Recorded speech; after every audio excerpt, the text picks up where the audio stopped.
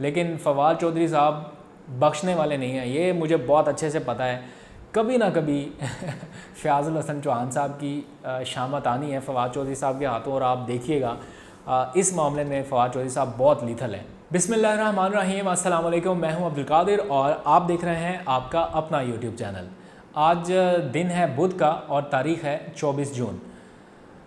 वैसे तो हम अच्छी और मुस्बत ख़बरों पर ज़्यादा बात करते हैं, लेकिन आज कुछ बुरी ख़बरें हैं जिनके ऊपर हम बात करेंगे। जी हाँ, बुरी ख़बरें उन लोगों के लिए जो कल से वफाकी काबीना में होने वाले वुज़रा की गर्मा गर्मी के मामले को इतना ज़्यादा एक्सप्लॉइट कर रहे थे और खूब बगले बजाते दिखाई दिए सोशल मीडिया पर, प्रिंट मीडिया पर, इलेक्ट्रॉनिक मीडिया पर, और ऐसे ऐसे तबसरे किए गए, ऐसे ऐसे तज्ज़िये पेश किए गए बग़ैर हक़ाइक़ को जाने। ऐसे ऐसे लोग तज्ज़िये तबसरे कर रहे थे जिनको कुछ मालूम नहीं है कि अंदर क्या हुआ है, अंदर किस वज़ीर ने क्या बात किया है। मैं हैरान हो रहा था तबसरे और तज्ज़िये सुन सुन के कि इस हद तक मिसलीडिंग चीज़ें जो हैं वो आवाम तक कन्वे हो रही हैं और इनको कोई काउंटर भी नहीं किया जा रहा और कुछ बताया भी नहीं जा रहा। और ऐसा तासुर दिया गया कि हुकूमत की सफ़ों में खलबली मच गई और अब गई हुकूमत के कब गई, और इमरान खान बुरी तरह एक्सपोज हो गए, अपने ही वज़ीर ने लंका ढा दिया और पता नहीं क्या क्या कुछ।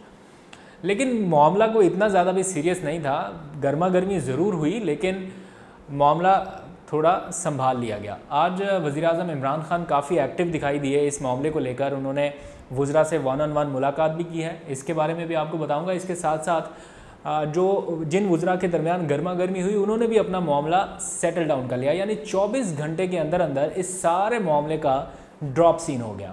ये तो बहुत बुरी खबर है उन लोगों के लिए जिन्होंने कल से लेके अब तक अंधेरे फरोश किए और लोगों को बताया कि जनाब बहुत बुरी सूरत हाल है हुकूमत की, और फवाद चौधरी साहब का तो इस्तीफ़ा आया ही आया। तो खैर आज इस मामले पर वज़ीर-ए-आज़म ने पार्टी के जो तर्जुमान थे उनको भी बुला रखा था। एक इजलास अब से कुछ देर पहले ख़त्म हुआ है पार्टी तर्जुमानों का, इस पर भी बात करेंगे। और मुल्क की तारीख़ में पहली बार एक बहुत ही ज़बरदस्त स्कीम लाई जा रही है टैक्स पेयर्स के लिए, यानी टैक्स के कल्चर को फ़रोग़ देने के लिए। जो टैक्स देगा अब उसके नाम की तख्तियाँ लगेंगी। जी हाँ, इस बारे में भी मैं आपको तफसील बताऊंगा। कल से उसका आगाज़ होने जा रहा है। तो सबसे पहले बात कर लेते हैं वुज़रा की गर्मा गर्मी और इसका 24 घंटे बाद होने वाला ड्रॉप सीन। वफाकी वज़ीर असद उमर और फवाद चौधरी की आज शाम में मुलाकात हुई, जिसे मैंने ARY पर ब्रेक किया। कुछ टेलीविज़न्स ने उसको इस तरह से पोर्ट्रे किया कि ये मुलाकात कोई प्लान्ड थी और बाकायदा राज़ीनामा करने के लिए ये मुलाकात हुई। एक्चुअली ऐसा नहीं था, ये मुलाकात बड़े दिलचस्प अंदाज में हुई। वफाकी वज़ीर फवाद चौधरी साहब के कुछ मंसूबे हैं जो वो नौजवानों के लिए शुरू करना चाहते हैं, तो उन्होंने उस्मान डार से इस बारे में पहले ही बात कर रखी थी कि ये मंसूबे जो हैं कामयाब जवान प्रोग्राम के तहत लिंक करके हम इनको आगे बढ़ा सकते हैं कोलैबोरेशन के तहत। तो उस्मान डार साहब सियालकोट में थे, वो आज ही इस्लामाबाद पहुँचे और उन्होंने फवाद चौधरी साहब से दरख्वास्त कर रखी थी कि आप मुलाकात के लिए तशरीफ़ लाइएगा। असद उमर साहब जिन्होंने उन सारे मंसूबों की फ़ंडिंग करनी है या एक तरह से मंसूबाबंदी करनी है फ़ंडिंग के हवाले से, क्योंकि वो वज़ीर बराए मंसूबाबंदी हैं, तो हुकूमत के जो तरक्याती मंसूबे हैं या नौजवानों के लिए इस तरह के जो मंसूबे लाए जा रहे हैं उनकी फ़ंडिंग का जो प्लानिंग वाला जो मामला है वो असद उमर साहब की सपोर्ट है। तो उस्मान डार ने असद उमर साहब से भी टाइम ले रखा था और फवाद चौधरी साहब से भी। तो ये मुलाकात बहुत कम वक्त में जो है वो हुई और असद उमर साहब के दफ्तर में ही हुई, और इस मौके पर खुलकर इस बारे में बातचीत हुई। मेरी इन तीनों शख्सियात में से एक से इस बारे में बड़ी तफसील से बात हुई और मैंने उनसे पूछा कि क्या खुलकर इस बारे में बात हुई जो गुज़िश्ता रोज़ गर्मा गर्मी हुई काबीना के इजलास में। तो उन्होंने बताया कि असद उमर साहब ने अपनी पोजीशन क्लियर की कि वो कभी भी जहांगीर तरीन के बारे में ना ओपनली उन्होंने कुछ कहा है और ना वो ऐसा समझते हैं कि उन्हें जहांगीर तरीन ने उनके ओहदे से हटाया। तो ये एक गलत फहमी है। असद उमर ने इस बातचीत के दौरान ये भी कहा कि उनसे मुतालिक या उनको हटाने से मुतालिक जो भी फ़ैसला था वो वज़ीर-ए-आज़म इमरान खान का था, जिसे वो आज भी तस्लीम करते हैं। फवाद चौधरी साहब ने एडमिट किया इस बात को कि कुछ चीज़ें गलत फहमी के तौर पर हो जाती हैं जिन्हें हम सॉर्ट आउट कर सकते हैं, और उन्होंने बड़े खुले दिल से इस मामले को अफ़ाम व तफ़हीम से हल करने पर ज़ोर दिया और ये सारा मामला कोई 20-25 मिनट की मुलाकात के अंदर अंदर वाइंड अप हो गया। उस्मान डार भी उस मुलाकात में मौजूद थे और फिर उन्होंने नौजवानों से मुताल्लिक जो कोलैबोरेशन है मुश्तरका तौर पर की जानी उससे मुताल्लिक मुशावरत की। मेरी बात हुई उस वज़ीर से तो उन्होंने बताया कि हम बड़ा खुशगवार माहौल में ये मुलाकात हुई, थोड़ा सा गिला शिकवा हुआ लेकिन वो उधर ही ख़त्म करने के बाद हम आगे बढ़ गए। अब आ जाइए वज़ीर-ए-आज़म इमरान खान साहब की तरफ। आज पूरा दिन वो भी एक्टिव रहे इस सारे मामले को लेके, क्योंकि प्राइम मिनिस्टर इस तरह की रिफ्ट्स को बहुत देर तक बर्दाश्त करते रहे हैं माजी में भी, और इस तरह की रिफ्ट ने उनको बड़ा नुकसान पहुँचाया है। तो आज उन्होंने इससे पहले कि मज़ीद कोई नुकसान हो इसको फ़ौरी तौर पर काउंटर करने का फ़ैसला किया, और सबसे पहले उन्होंने बुलाया वफाकी वज़ीर फैसल वाडा को। फैसल वाडा की 1-on-1 मुलाकात हुई वज़ीर-ए-आज़म से, और उनसे उन्होंने वो तमाम तहफ़्फ़ुज़ात सुने हैं जिसका उन्होंने ज़िक्र कल काबीना के इजलास में किया कि यहाँ पर साजिश हो रही है, यहाँ पे कुछ लोग आपको उस तरह से हक़ाइक़ नहीं बता रहे जिस तरह से असल में बाहर कन्वे किए जाते हैं।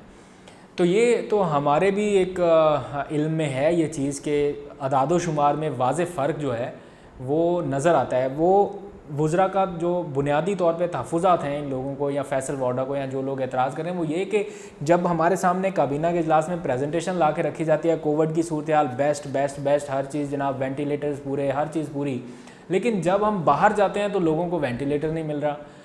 लोग कंप्लेंट कर रहे हैं किसी का फ़लाँ मर गया, वेंटिलेटर नहीं मिला, किसी को कुछ नुकसान हो गया, फ़लाँ सहूलत नहीं मिली। अगर सब कागज़ों में पूरा है, मईशत जो है आपकी वो कागज़ों में बेहतर है, तो बाहर क्यों नहीं नज़र आ रही? पेट्रोलियम मसनूआत अगर कागज़ों में सारी दस्तयाब हैं और आपको बेहतरीन प्रेजेंटेशन दी जा रही है तो आवाम बाहर क्यों ख्वार हो रही है? तो ये इस बात को लेकर उनको लग रहा है कि प्राइम मिनिस्टर के ख़िलाफ़ कोई साजिश हो रही है। तो खैर आज उन्होंने अपना सारा मुद्दा जो है वो वज़ीर-ए-आज़म के सामने रखा है, और इसके बाद वज़ीर-ए-आज़म ने बुलाया शाह महमूद कुरैशी और असद उमर को।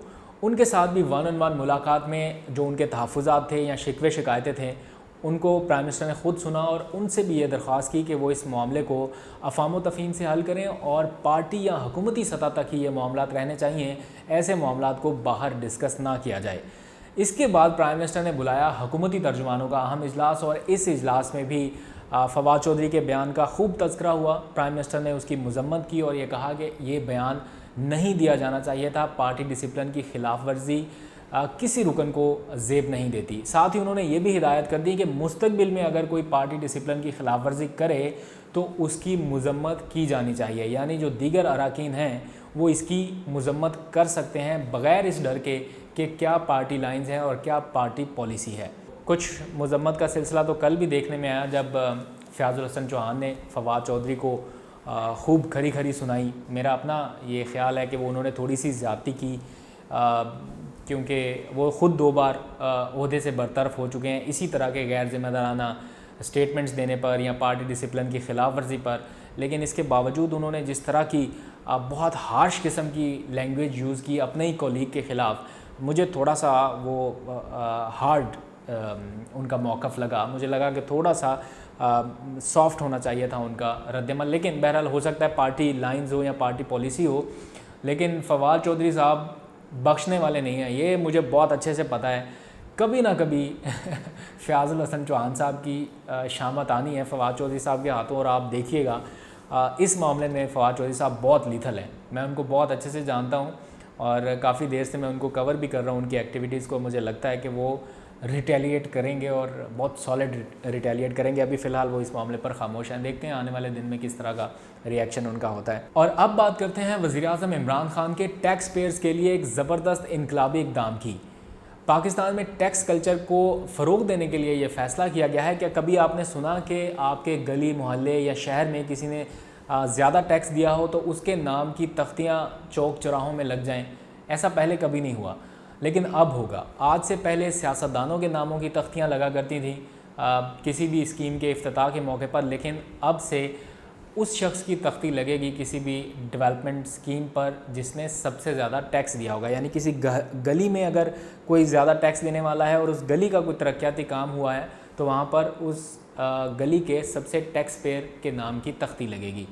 इस तरह किसी शहर में अगर कोई डेवलपमेंट काम हो रहा है और उस शहर का जो सबसे हाईएस्ट टैक्स पेयर होगा उसके नाम की तख्ती लगेगी। ये प्रोजेक्ट भी सियालकोट से शुरू हो रहा है और मेरी इत्तला के मुताबिक 1 अरब रुपए का एक डेवलपमेंट प्रोजेक्ट था जिसका बाकायदा कल से आगाज़ होने जा रहा है और उसको मंसूब किया गया है उस शहरी के नाम से जिसने 90 करोड़ रुपए का अब तक टैक्स दिया है। यानी हाईएस्ट टैक्स पेयर है जो भी शख्स या कारोबारी है या जो भी होगा, उसके नाम से वो प्रोजेक्ट जो है वो मंसूब कर दिया जाएगा। और इस तरह ये कल्चर गली मोहल्ले यूनियन काउंसिल के लेवल से लेके शहर, डिवीजन्स, डिस्ट्रिक्ट और आगे फिर पूरे कंट्री में फैलाया जाएगा, ताकि टैक्स पेयर्स की जो हौसला अफजाई है उसको यकीनी बनाया जा सके। एक बुरी खबर है आखिर में जाते जाते, जहाँ पर दीगर इत्तेहादी हुकूमत से नाराज़ हो रहे हैं, वहीं पर एक और इत्तेहादी रुकन ने हल्के हल्के पर उठाने शुरू किए हैं। हाँ जी, जमहूरी वतन पार्टी, BNP, मेंगल, इनका नाम तो हम सुन ही चुके हैं, लेकिन अब बात हो रही है BAP की। जो रुकन है वो वफाकी वज़ीर भी हैं, ज़ुबैदा जलाल दिफाई पैदावार की वज़ीर हैं, काबीना का हिस्सा हैं, लेकिन उन्होंने भी अब वज़ीर-ए-आज़म इमरान ख़ान से ये गिला शिकवा शुरू कर दिया है कि उनको मुनासिब फ़ंड्स नहीं मिल रहे। तो काबीना में एक और हल्की सी हलचल हुई है इत्तेहादी जमात के रुकन की जानिब से, इसको भी फौरी तौर पे काउंटर करने की ज़रूरत है। आज शाहज़ैन बुगटी से हुकूमती वफ़द मुलाकात के लिए पहुंचा है और अपने मामलात दुरुस्त करने की कोशिशें की जा रही हैं। आज तक के लिए इतना ही, इजाज़त दीजिए, अल्लाह हाफ़िज़।